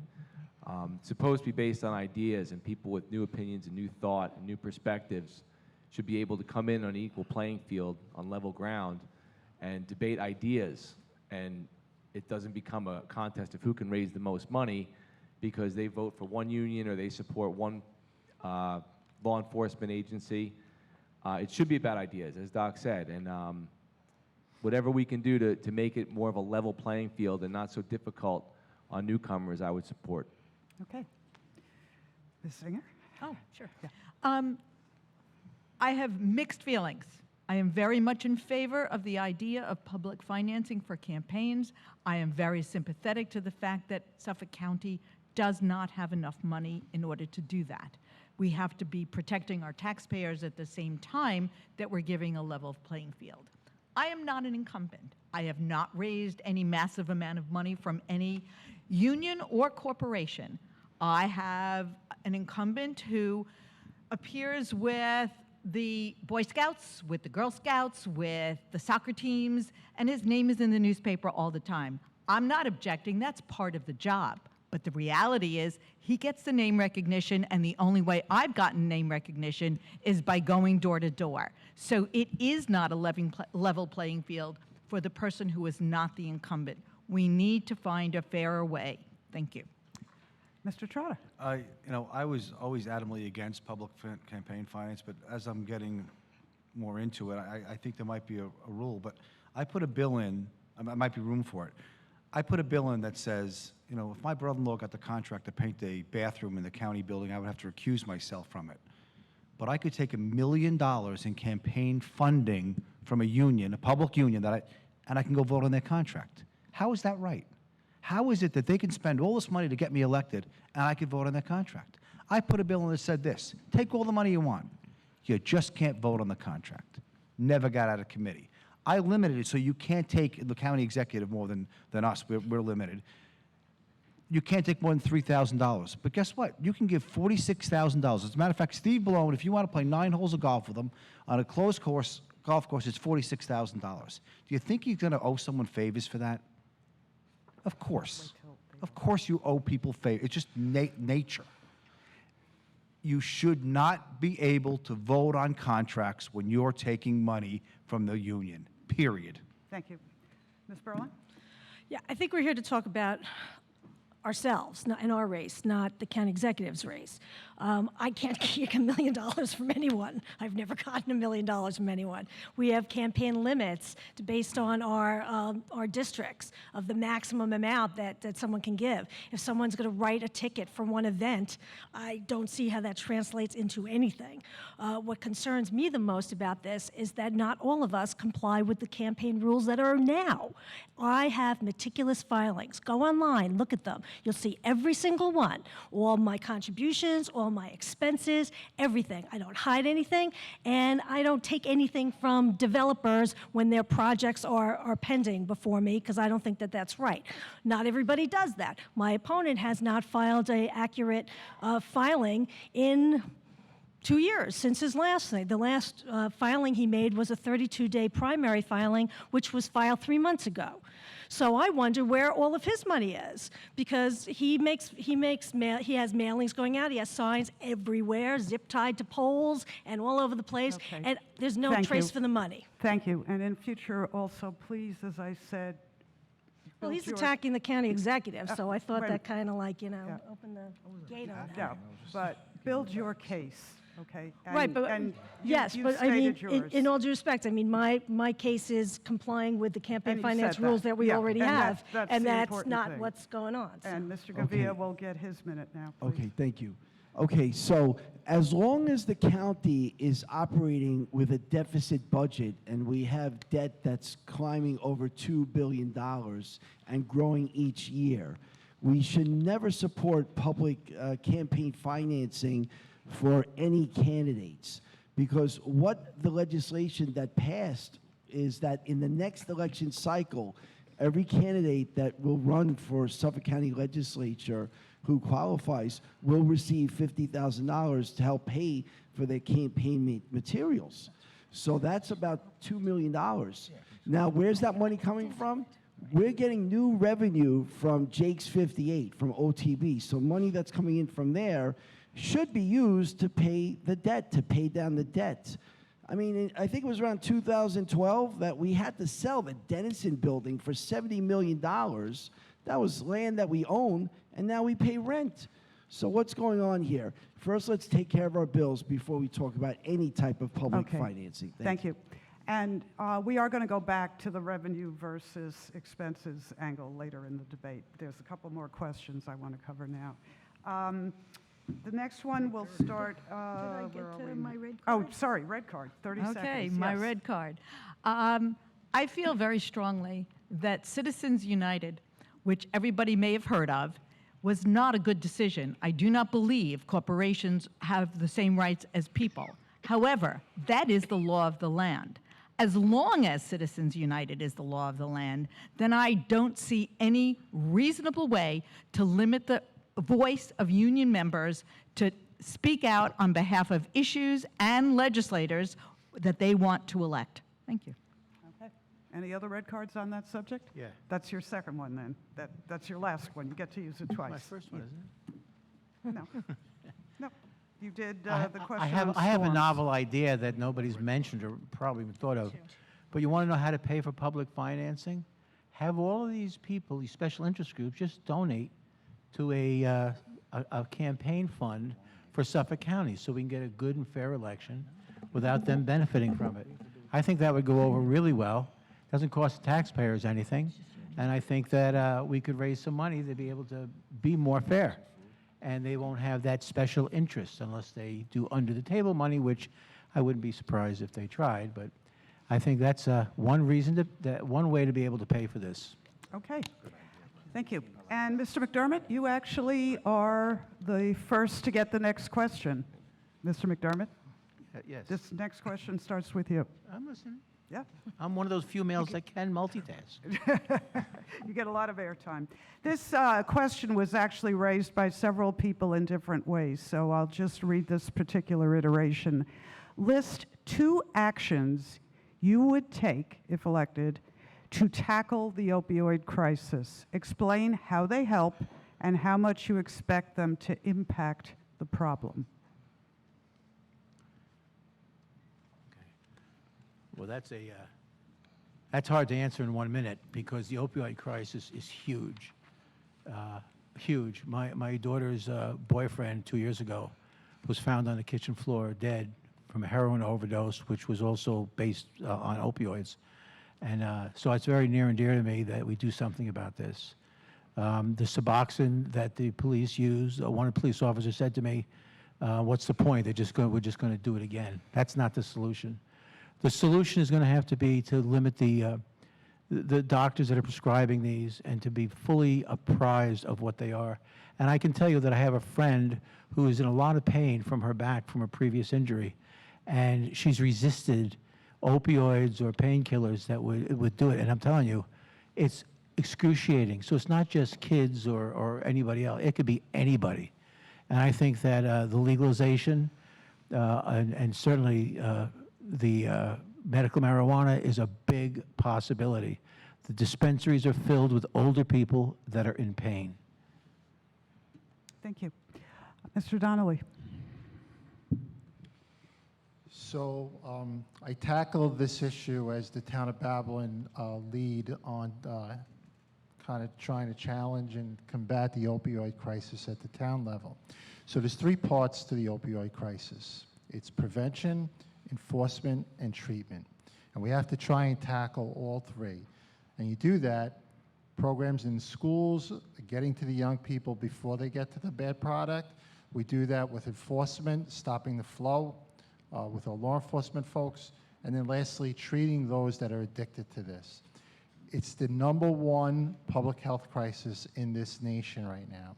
At the county level, we're doing our very best, right, to fund some of the centers that we have, as well as working with our local law enforcement officers at the precinct level and trying to just address particular streets and areas where we know that it's going on. So thank you.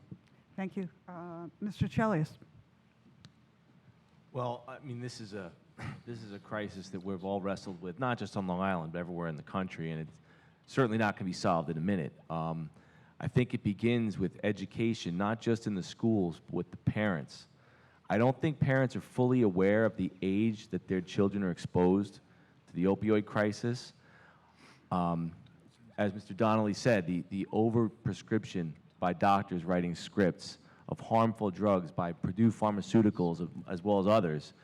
The doctors need to be held accountable for this. They can't have these drug companies giving them trips to the Bahamas and whatever else they need just so they can write, 20 prescriptions of Percocet. But all problems, the root is always at home. You got to start solving it at the home with the parents, talking to the kids every night, drill it home until they're, blue in the face. Other than that, we're just going to have people keep dying. And Doc's done a great job of fighting that as well. Thank you. Lead in to Dr. Spencer. Thank you. And I do have to push back. Doctors definitely share some of the blame. And one of the things when I was in medical school, we were told that pain was the fifth vital sign, and that adequately treating pain, we were taught that these drugs were not addicting, and it was false advertising. And by that time, the cat was, the horse was out of the barn. Now we've seen with iStop where every time I write a prescription, I have to check to see what opioids that person is on. And we're not seeing the opioids that out there as much anymore, but now they're turning to heroin. So we need to be able to allow our young people to cope, and we need to start in kindergarten educational programs that teach them not to turn to kind of synthetic solutions, whether it be nicotine, alcohol, which can open the door if someone has a predilection. I've offered Narcan. I've been able to raise the smoking age to try to address the nicotine addiction, but we have to hold the pharmaceutical companies responsible, and that's one of the, to be part of the solution. Okay, Mr. Trotta, your turn. Oh, I go? Yep. I think Legislator Donnelly summed it up. Just pull up the mic a little. Summed it up correctly. Education, treatment, and enforcement. I mean, something happened today that we were talking about in a public safety meeting where it's quite concerning to me. If a drug addict now breaks into your house and gets caught, he's out the next day with no bail, come January 1st. If, having been a narcotics addicted for 15 years, I see these trends. A guy will break into stores. If he gets caught now, he goes to court, or he's released from the precinct, no bail. We've just created a situation where people who would be incarcerated could get treatment and to be controlled and be taken away from drugs are now put right back on the street. This is something that the state legislature did and takes effect January 1st of this year. And this is going to be a problem. Mark my words, within the first 30 days, one of those people is going to go out and kill someone after being left out. So this is a problem on many levels, and it needs to be addressed on the state level. Okay, Ms. Singer? I don't really think the bail issue, which is a very big issue, is applicable here because the person, had they been apprehended breaking into somebody's house, would have in fact been out on bail anyway. They're not going to be incarcerated and receiving treatment. I do believe that we have the same issues. We have prevention, we have enforcement, we have treatment. We have a great hope that the money that will come from our share of the lawsuit against the opioid manufacturers could be used for educational programs starting at the earliest ages. It could be used for community support groups because parents are and relatives of those who are addicted are definitely impacted by drug use, and we need to be sure in the jails that they continue to receive the medically assisted treatment that is available. And there is not only one kind of medically assisted treatment. We need to have all the alternatives available to have the right choice made for each person. Okay, thank you. Mr. Gavia, your turn on this one. Okay, so when my son was like in 8th grade, 9th grade, he actually had to go in for knee surgery. And I witnessed firsthand what happened after the operation. The nurse, they had him hooked up to the IV, and they said, if you feel pain, just press the button. And basically, they were promoting the use of Percocet. And I went to my ex-wife afterwards, and we got the prescription. And I showed her that this is something that we want to stop. And so this is a problem that begins in the hospitals with the medical field, with the doctors, over-prescribing. So we did properly remove those narcotics the right way, and all he had to use was Aleve or some ibuprofen, and he was fine. He didn't need that. But it scares me to think about how many parents don't realize this, and they may potentially start an addict. So we need to educate parents. So I agree with what Mr. Donnelly said and everybody here said. I think we're all on the same page. Education is very important, and it was good that that day when I was there, I educated my son, I educated my ex-wife, and everybody involved, and we all agreed that that was the right path. But unfortunately, not enough people know this, and we can't stereotype. It could be anybody, your brother, your mother, sister, everyone. Thank you. Thank you. Ms. Berline? Yeah, I think Legislator Donnelly and Legislator Spencer really hit the nail on the head with this. I mean, it is a three-pronged approach. Prevention, which is so important to start when kids are so young, and just tell them to keep away from it. You don't want your children doing drugs. You don't want them anywhere near this. And to explain to them, at the various levels of schooling, what the implications can be and what the negative effects. Treatment is incredibly important. One of the first things I did as a legislator was got certified in Narcan, and I carry it around with me, because what's happening is that people are overdosing, they're getting the Narcan, they're getting into the hospital, and then they're going home. And it's happening again. So one of the programs that the legislature funded was to provide counselors for people who have overdosed, who are in the hospital, to try to steer them into programs so that they're not like in this revolving door where they're going to go home and use again and end up back in the hospital and hopefully be revived with Narcan. But so those the people who are there to help them get the treatment that they need, and we're funding it in the county, and we should continue. With the money we're going to get from the pharmaceutical companies, which we are suing. So. Okay, thank you. Mr. Trotta, you had a red card? Did you want to say something? On Yeah, this just, subject? I mean, I don't know if my Jan understood, but people who, I can't tell you how many narcotics guys I arrested, thieves, robbers who broke into things with their parents or their friends said, keep them in jail. I'm not bailing them out. I want them to get treatment, because in jail, we have good treatment now. I mean, it's not just a prison. That doesn't happen anymore. Come January 1st, you break into your house, someone breaks into your house, steals your stuff, they're out. They're breaking into someone else's house the next week, or a day later, or an hour later. This is a problem. I mean, I'm not like throw the guys in jail, but they need treatment. And this is something that we're going to have to address, and it's happening January 1. Okay, thank you.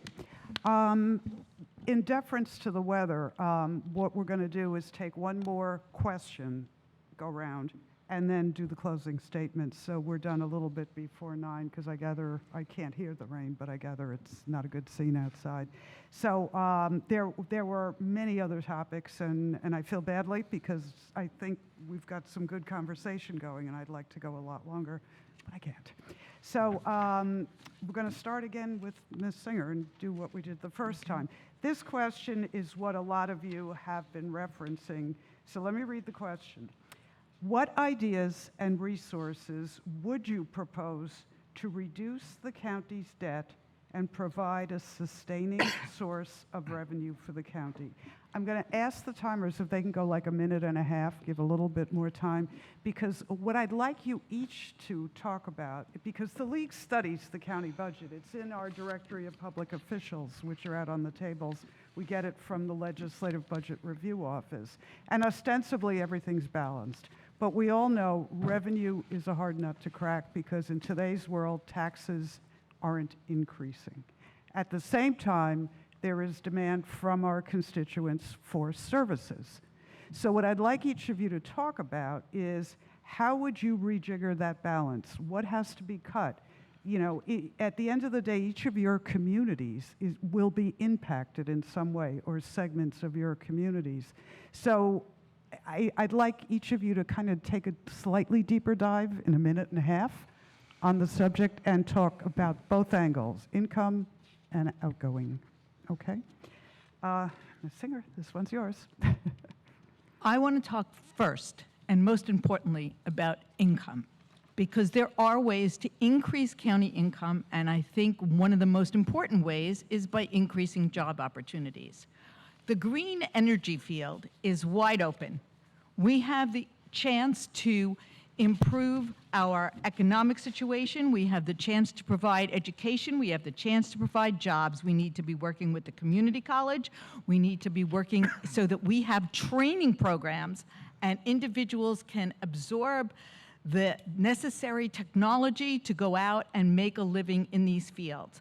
The green energy program will also help our commercial and our tourism industry, and that is one of the very important ways that I think we can do this. I also think we can improve it. I know that there are some people who automatically think fees are bad, but we have a relatively small hotel surtax, and we have really nothing coming from restaurants. If you go to any other tourist area up and down the East Coast, you will find that most of those municipalities, the local municipalities, have instituted those kinds of fees to help fund local expenses.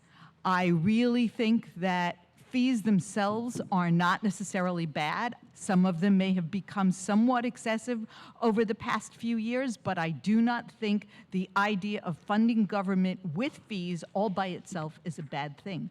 There are communities like in Florida. Florida doesn't even have an income tax, and fees are the only way they do these kinds of things. So I really would encourage that fees be re-examined rather than through the lens of an automatic knee-jerk, if they're no good. Okay, thank you. Mr. Trotta. Yeah, Pat Vecchio, the Smithtown supervisor, was one of my early mentors. And you know what he said that a good government have the ability to do? Is to say no. You can't say yes to everything.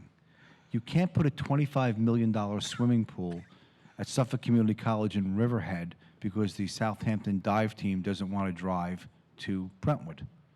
You can't build a $9 million fingerprint lab because someone thinks we need a $9 million fingerprint lab because it says the federal government needs to have an accredited lab. When you read the details, it's an accredited crime lab, which ours is. But unfortunately, the root of all evil, again, is the campaign contributions, and they don't come in unless you're building something. So when you build something, the architects, the engineers, the unions start piling money on you. You need to say no, plain and simple. We can't have everything in life. And raising fees, taxes, or anything should be out of the question because no one can afford to live here now. It'll just make it less attractive for anybody. Ms. Berlin? Sure. Well, now the county is going to be getting internet sales tax, which should be a nice chunk of money with which to, help our deficits and to help programs here in the county. Jake's 58 is also a very good income source for the county as well. Pension costs have increased, and healthcare costs have increased. So, we have to run government, and we have to take care of our employees, and we have to give them the benefits that they're expecting as part of being a county employee. Everybody's really good here at saying, no, I want to cut this, or I don't want this, or I don't want that. Well, what are you going to cut? What employees are you going to cut? What programs are you going to cut? Where are you going to make up that shortfall? You can say no all you want, but where's the yeses? Where are we going to, make a difference? In the Budget and Finance Committee, we sat with each of the non-for-profits and we asked them, how is your budget? What are you doing with the money? How many people are you reaching? Are you meeting your goals? And that's what we need to do. We need to make sure that the money that we are spending is being spent wisely, that it's being given to organizations that are doing the right thing by their constituents, that they're meeting their goals and their obligations. And, we have to be very careful about the organizations that are receiving the funding. We can expand our waterfronts, and I'm on the MIRAC committee for, how to increase the money that's coming in from our waterfronts and have more activities at the water because we have a beautiful, beautiful county, and the amount of money we're getting from people visiting here too has increased significantly. Thank you. Mr. Gavia. The problem with government is that they have a responsibility when spending other people's money. And I remember it was around 2012 that the Suffolk County government was so excited that they were going to move the traffic court to Suffolk County because up until that point, it was under the jurisdiction of New York State. And the idea was this is going to be wonderful. It's going to generate millions of dollars in revenue. It's going to take care of all our problems.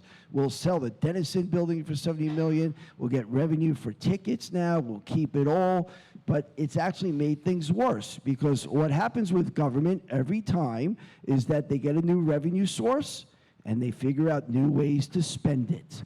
And that's what will continue with the internet sales tax and the Jake's 58 sales revenue that comes in, and any other revenue source. Because now it's like all of a sudden, let's hire this person, let's hire that person, let's give this organization a bigger fee, bigger funds to spend and waste taxpayers' money. We need to make hard decisions. I know some of you in the audience are business owners. I was a former business owner. Newsday is a good example of a business. They had to make major decisions. They had to cut a lot of employees. They couldn't charge higher for their newspapers. Now the New York Times delivers their newspaper. The New York Times publishes their newspapers. But that's what business does, and that's what we have to do. And I have a business acumen. I ran businesses. I know the numbers. I know the numbers in Suffolk County. We need to cut spending and stop taxing the people. Thank you. Mr. Donnelly? So it's a unique question, and there's no clear answer. It's really that simple. Legislator Trotta made some good points. Legislator Berlin made some good points.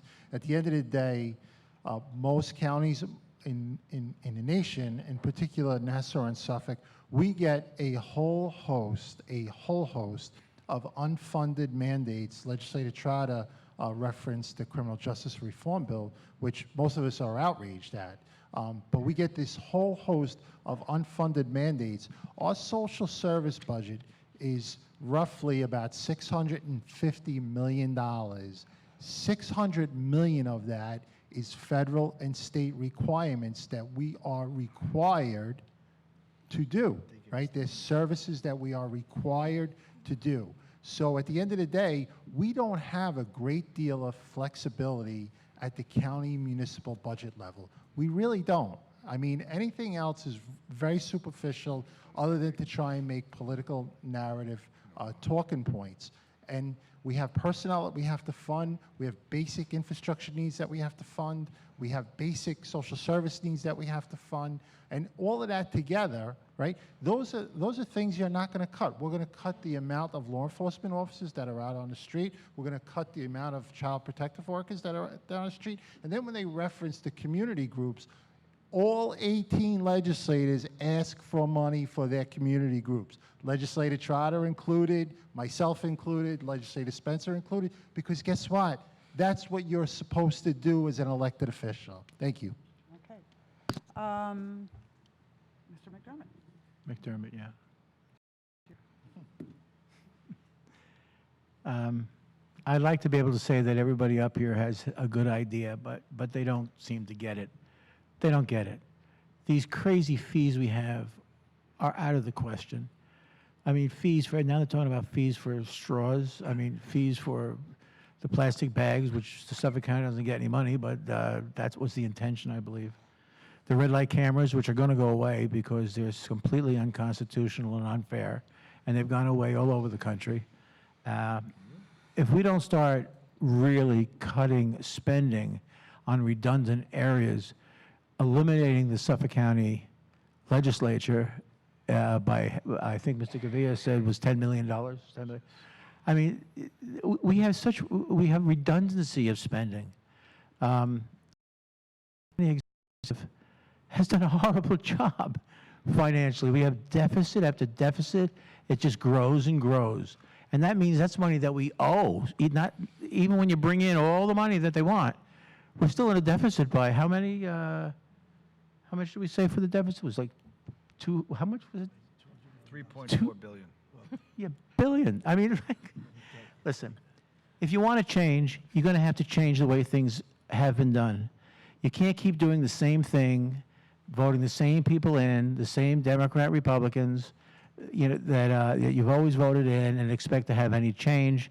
Einstein said that was a definition of insanity, and I agree, it is insane. Let's try to put some new blood in, something new in. And I think that would be certainly me and other libertarians, and Greg Fisher for county executive. That's what I think we Thank should you. do. Thank you very much. Dr. Spencer? I believe that we have our challenges, but I also believe as a physician, I know that sometimes when I do a surgery on someone, I know that they're in pain, and sometimes they come in and they don't understand that healing has to take place. And it's been slow, but we're talking about healing a county.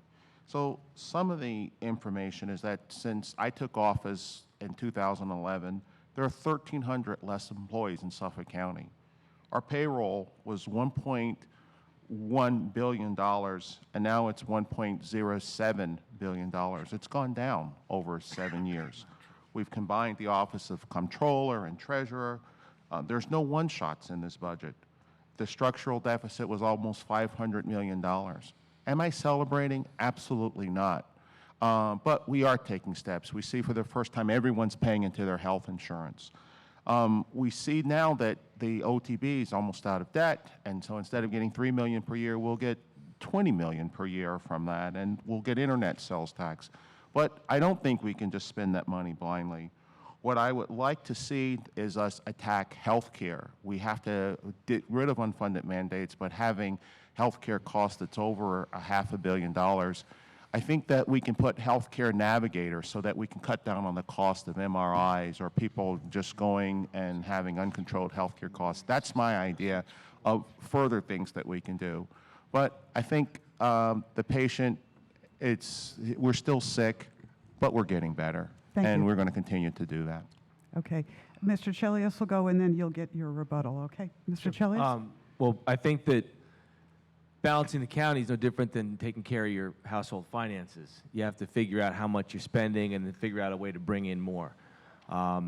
As others have mentioned, we have to go a line-by-line audit, and if we could even save 2% on every county, every budget, on each department, on each agency, we can save $20, $30, $40 million a year on a $3 billion budget.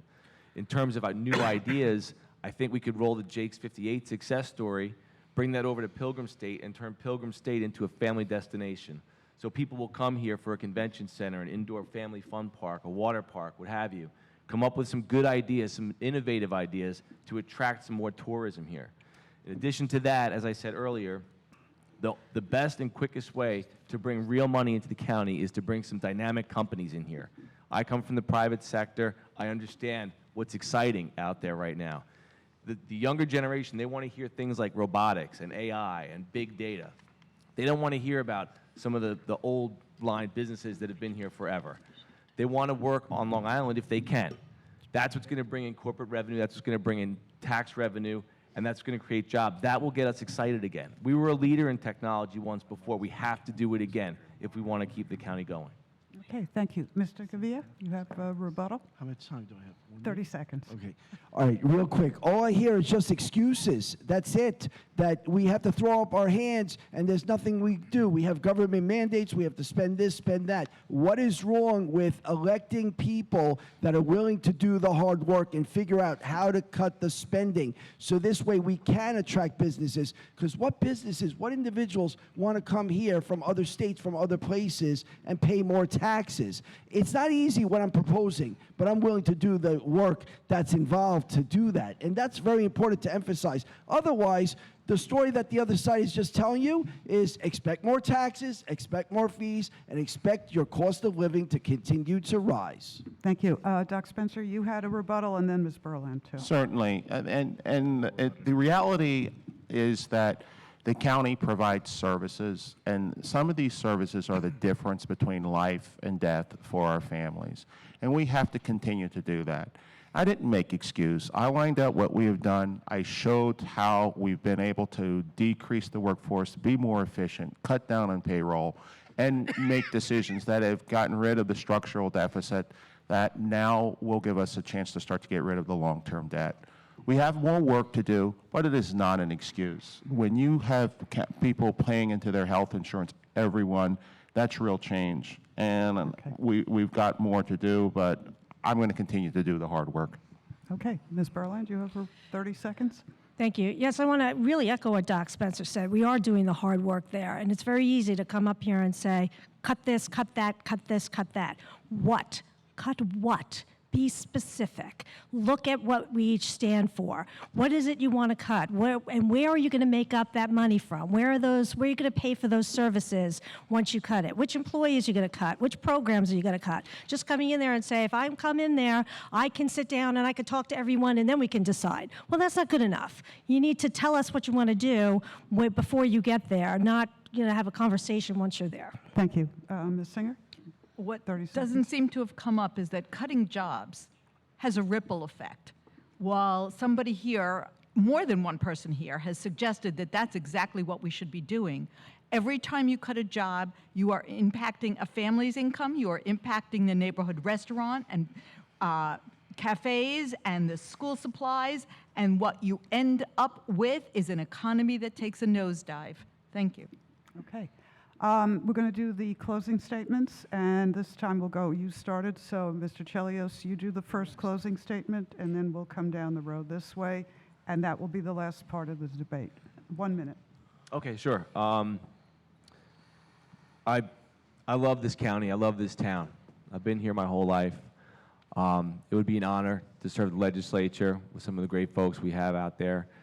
But I think we really need to be a little more forward-thinking. We need to do things a little bit differently. One thing that I was kind of passionate about is no one's mentioned 5G yet tonight, but you'll know a lot more about it in about a year or so when there's cell towers going up in everyone's backyard.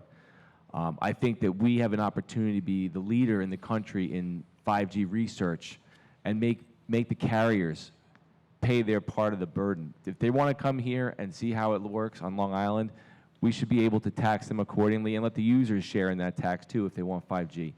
It's going to support the economy of the future, but it's a dangerous thing. We don't have enough research on it. We could be the county, we could be the leaders in research, get people from Brookhaven, Stony Brook, Cold Spring Harbor Laboratories, some smart RF engineers, and show the rest of the country what we're doing in terms of research. Other than that, I appreciate the opportunity to be here tonight, and I'm looking forward to the next few weeks. Thank you. Okay, thank you. Okay, Dr. Spencer. Thank you, and thanks for this opportunity. And I'd also like to thank my opponent for running and for what he's contributed. I have enjoyed this opportunity to be able to discuss the issues this evening.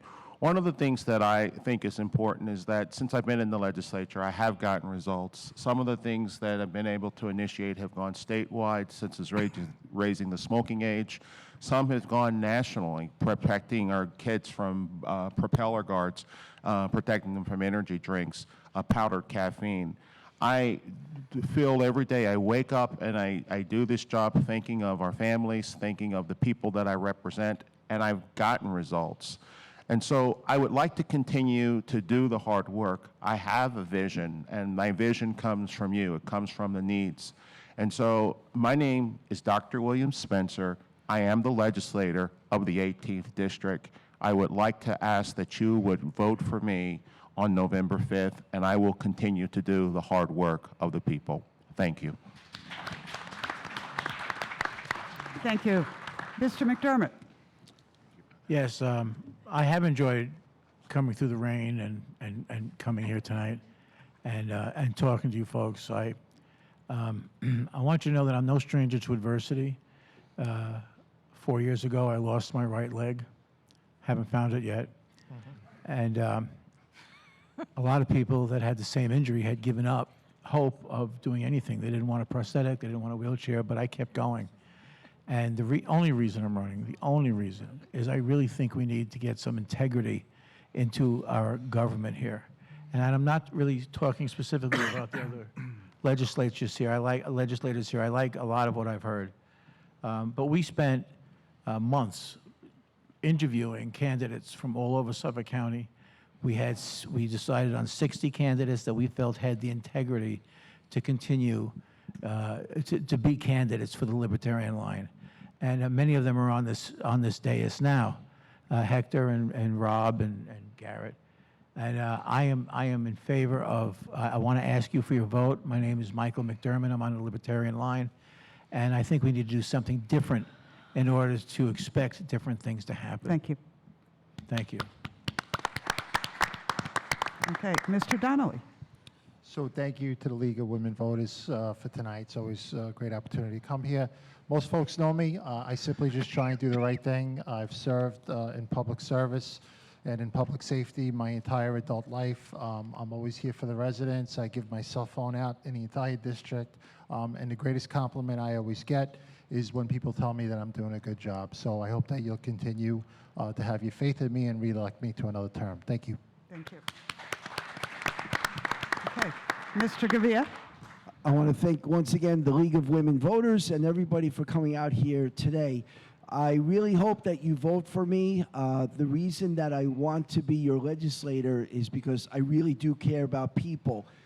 Since January, I have been going door to door to many homes. I literally have been in every street, every block throughout the district, which goes down to North Bayshore and Brentwood as well. And I've been listening to the concerns that the people have. And, you know, many of them have shared with me their problems. They're concerned about public safety. They're concerned about the future for their children. They're concerned about the drugs and the gangs. And they want to make it a better place for them to live. So I've been listening. I've been working with them to try to help them. With some organizations, people have come to me with their individual needs, and I've tried my best. And I told them, I promise you, if you have confidence in me, I will help make your life better. And that's what it's all about. So please remember me on November 5th. Vote for Hector Gavia. Thank you. Thank you. Ms. Berlin? First, I'd like to thank the League for having us in Five Towns College, and for each one of you who came out here tonight in this downpour, and for everyone who's going to be watching this online for taking the time to really care about who you're going to cast your vote for. When I first ran for office, I was the vice president of House Beautiful Civic Association in Dix Hills. So my start in making a difference was from a civic perspective, and I wanted to make a difference on the town board. So I believe I did that, and I think my record on the town board speaks for itself, and I've enjoyed working as your legislature. Does that stop already? Okay, wrong sign, okay. I've enjoyed working as the legislator for the 16th District. I ask you to please go to my website, susanaberland.com. Look at my record. Look at what I've done. Look at what I stand for. Look at my, what? Oh, I'm sorry. look at you. Right, look at him.